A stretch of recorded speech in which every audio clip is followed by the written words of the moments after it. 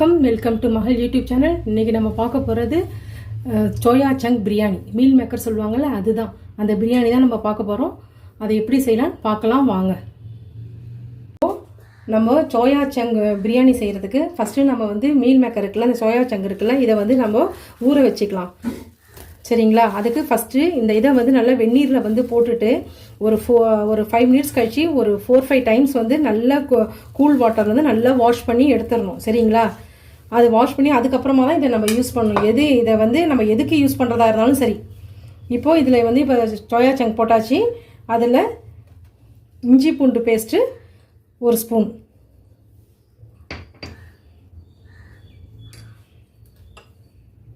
Garam masala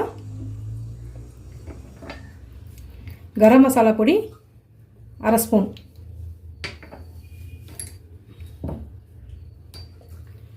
காரப்பொடி 1 spoon, இல்லை 1.5 spoon போட்டுங்க. நம்ம ஊற தான் வைக்க போகிறோம். நெக்ஸ்ட்டு தனியா பொடி,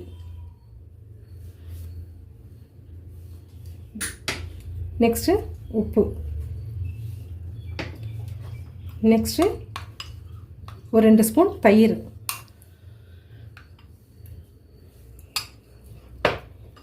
இப்போது இது எல்லாத்தையுமே நம்ம சேர்த்து நம்ம ஊற வச்சிடணும். இதை நல்லா எல்லா பவுட்ரு அந்த மசாலாலாம் போட்டு நல்லா கிளறி வச்சாச்சு. இதை ஒரு 10 மினிட்ஸ் நல்லா ஊறட்டும். இதை நம்ம இப்போ மூடி வச்சிடலாம். இப்போது நம்ம இதை ஒரு பிளேட் போட்டு மூடி வச்சிட்டோம். அவ்வளோதான். ஒரு 10 மினிட்ஸ் வரைக்கும் ஊறட்டும். இப்போது நம்ம மேரினேட் பண்ணி ஊற வச்சுருந்தோம்ல, அதை இப்போ நான் கடாயில் போட்டு கொஞ்சம் வறுத்துக்கிறேன். ஏன்னா அந்த ஸ்மெல்லு போகிறதுக்காக, அந்த பச்சை வாசனை போகிறதுக்காக நான் தனியாகவே போட்டு நான் வறுத்து வச்சுக்கிறேன். சரிங்களா? இதை ஒரு 5 மினிட்ஸ் கொஞ்சம் வதக்கி வச்சுக்கலாம். பேன் சூடாகிடுச்சு உங்களுக்கு. அதில் 2 ஸ்பூன் எண்ணெய் விடுறோம்.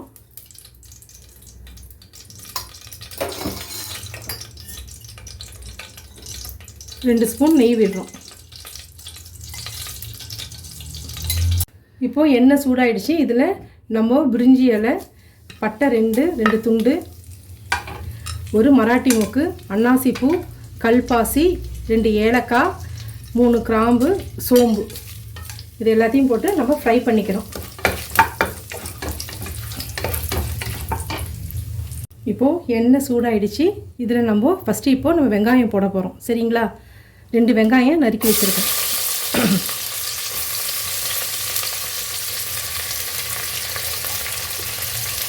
இந்த 2 வெங்காயம் நல்லா ஃப்ரை ஆகணும்.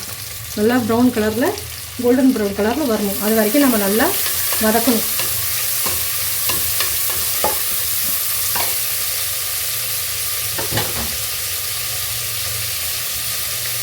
அப்போ வெங்காயம் நல்லா வதங்கிறதுக்காக நம்ம இப்போ அதில் கொஞ்சம் உப்பு சேர்த்துக்க போகிறோம், சால்ட் சேர்த்துக்க போகிறோம். இது நல்லா ஒரு 5 மினிட்ஸ் நல்லா வதங்கட்டும். நெக்ஸ்ட்டு இதில் நம்ம பச்சை மிளகா, ஒரு 5 பச்சை மிளகா நறுக்கி வச்சுருக்கேன், அதை போட்டுக்கலாம். அதையும் போட்டு கொஞ்சம் நல்லா ஃப்ரை பண்ணிக்கோங்க.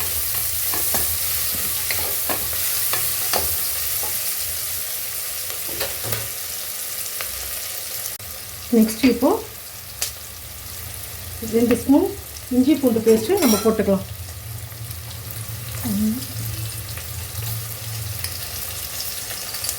அதையும் போட்டு நல்லா வதக்கிடுங்க. புதினா, கொத்தமல்லி கட் பண்ணி வச்சுருக்கேன், தழையை மட்டும் கட் பண்ணி வச்சுருக்கேன். இதை நம்ம அதில் சேர்த்துக்கலாம்.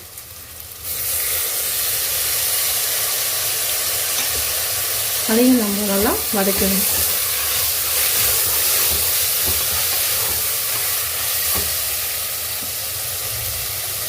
நெக்ஸ்ட் இதில்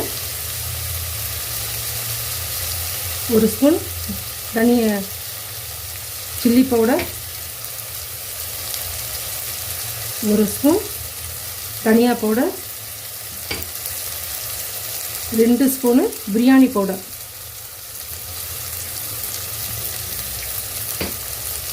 நெக்ஸ்ட்டு கரம் மசாலா 1/2 ஸ்பூன் கரம் மசாலா பொடி.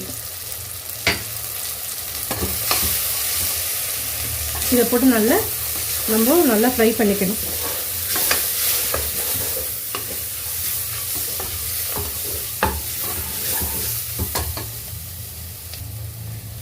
இப்போ நெக்ஸ்ட்டு நம்ம தக்காளி வச்சுருக்கோம். தக்காளி நம்ம ஆட் பண்ணிக்கலாம். ஒரு பெரிய தக்காளி நறுக்கி வச்சுருக்கோம்.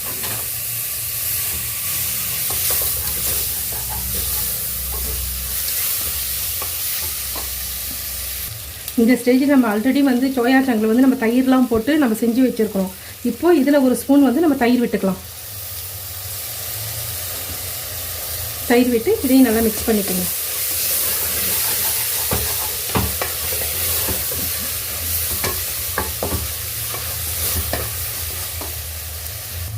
நம்ம சோயா சங்கு வந்து வறுத்து வச்சுருக்கோம்ல, அதை மேரினேட் பண்ண ஊற வச்சதை அதையும் இதோட இப்போ சேர்த்துக்கலாம்.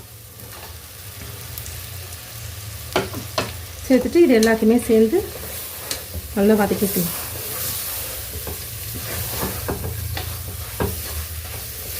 இது நல்லா ஒரு 5 மினிட்ஸ் வந்து நல்லா வதங்கட்டும். இப்போது அரிசி இதால் நான் 2 டம்ளர் எடுத்து வச்சுருக்கேன். சரிங்களா, 2 கிளாஸு. இப்போ இதால் அரிசி எடுத்து வச்சுருக்கிறதுக்கு அந்த 2 டம்ளர் அரிசியை நான் வந்து இதில் சேர்த்துக்கிறேன். சேர்த்து நல்லா வதக்கிக்கணும்.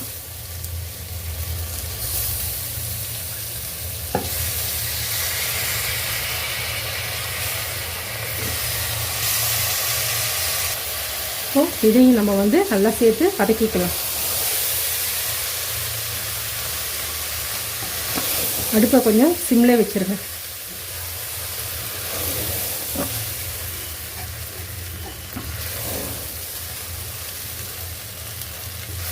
நான் பாசிமதி ரைஸ் தான் எடுத்துருக்கிறேன் இன்றைக்கி. சரிங்களா, இது நல்லா ஒரு 2 நிமிஷம் நல்லா வதங்கட்டும். இது நல்லா அரிசி இப்போ சேர்ந்து வதங்கிடுச்சு.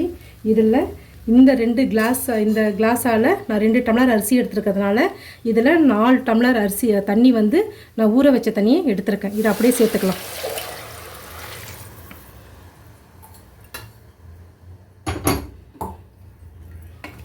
நல்லா சேர்த்துட்டு கிளறி விட்டுருங்க.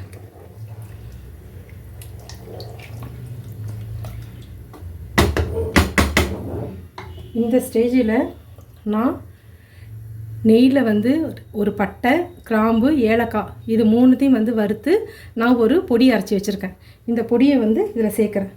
சும்மா 1/2 ஸ்பூன் சேர்த்துக்குங்க போதும், ரொம்ப சேர்க்க வேண்டாம். நல்லா வாசனையாக இருக்கும். இதை சேர்த்து நல்லா வதக்கி விட்டுருங்க. இந்த ஸ்டேஜில் சால்ட்டெல்லாம் உப்பு எல்லாமே கரெக்டாக இருக்கான்னு பார்த்துங்க. காரம் எல்லாமே கரெக்டாக இருக்கான்னு பார்த்துங்க. டேஸ்ட் பண்ணி பார்த்துங்க. இது ஒரு 5 மினிட்ஸ் நல்லா கொதிக்கட்டும். இப்போது நல்லா கொதிக்குது. இந்த நேரத்தில் நம்ம கொத்தமல்லி தழையை மேலே தூவிட்டு இந்த லெமன் ஜூஸ் எடுத்து வச்சுருக்கேன். சரிங்களா, இதை அப்படியே வந்துட்டு ஒரு 1/4 லெமன் இதை வந்து மேலே அப்படியே ஊற்றிட்டு கிளறிடணும். அவ்வளோதான். இதை வந்து ஒரு 10 மினிட்ஸ் வந்து நம்ம லிட் போட்டுடலாம். இப்போது இந்த ஸ்டேஜில் நம்ம லிட்டு போட்டுடலாம். போட்டுட்டு வெயிட் பால் போட்டிருக்கோம். போட்டுட்டு விசில் வந்தால் பாருங்கள். இன்னும் ஒரு 10 மினிட்ஸில் ஆஃப் பண்ணிவிடுங்க.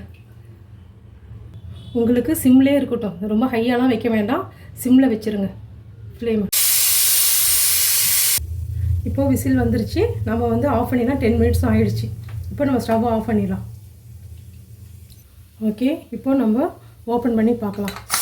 அவ்வளோதான்.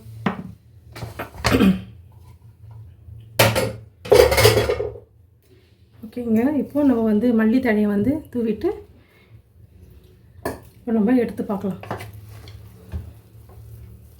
அவ்வளோதான். நல்லா வெந்திருக்கு, நல்லா கரெக்டாக வந்திருக்கு.